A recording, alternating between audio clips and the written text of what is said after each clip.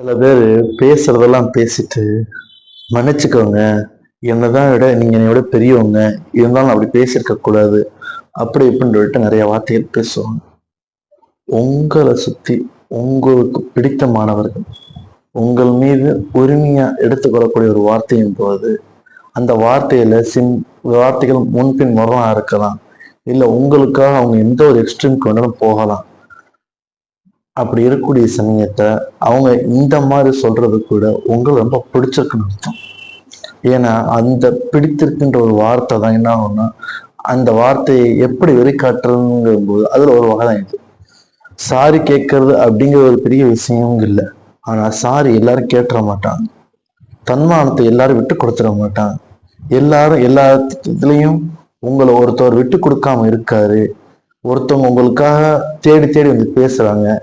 நீங்க கால் பண்ணாலும் எடுக்காட்டாலும் அவங்க உங்க கால்க்காக வெயிட் பண்றாங்க. நீங்க மெசேஜ் பண்ணாலும் பண்ணாட்டாலும் உங்க மெசேஜ்க்காக வெயிட் பண்றாங்க. இல்ல நீங்க மெசேஜோ காலோ பண்ணல, ஏன் பண்ணல, நான் எதுக்குன்னு ஒரு ஆளை மறந்துட்டீங்களா, இல்ல என்ன ஏது அப்படிங்கறத டைரக்டா சொல்லாம, நீங்க எனக்கு காலே பண்ணல, மெசேஜே பண்ணல, நான் என்ன ஆனேன் ஏதானேன், எனக்கு என் ஃபோன் சுவிச் ஆஃப் ஆயிடுச்சு, என் ஃபோன் வேலை செய்யல, இல்ல இங்கிட்ட எனக்கு இந்த ப்ராப்ளம் அப்படின்னு சொல்ல போகும்போது அந்த ப்ராப்ளத்தை தான் ப்ராப்ளமா எடுத்து பாக்குறவங்க எவ்வளவு பேர் இருக்காங்க. அதாவது இதெல்லாம் எதுக்கு சொல்றேன் அப்படிங்கும் போது, அச்சம், மடம், நாணம், பயிர்ப்பு. ஒரு பெண்ணுக்கு பொறுத்தவரை அச்சம்.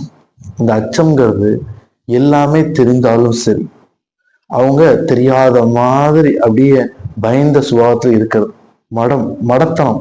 அதாவது அதே இதுல தான் கணவனாக இருக்கட்டும் இல்லை யாரா இருக்கட்டும், அவங்க எந்த ஒரு இதா இருந்தாலும் சரி, அவங்க முன்னாடி மடத்தனமா இருக்கக்கூடிய சமயத்துல அன்பு கூடும்பாங்க. நாணம் பொறுத்தவரை அந்த உண்மையா இருக்கிறது. ஒரு ஆண் பொறுத்தவரை எல்லார் இடத்துலையும் எல்லாத்தையும் சொல்லிட மாட்டான், எல்லாத்தையும் எல்லா இடத்துலையும் கொடுத்துட மாட்டான்.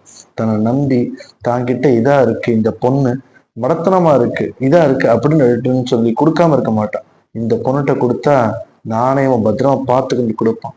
பயிர்ப்பு, பிரித்திரு, நல்லது எது கெட்டது என்னன்னு சொல்லிட்டு பிரித்திரு.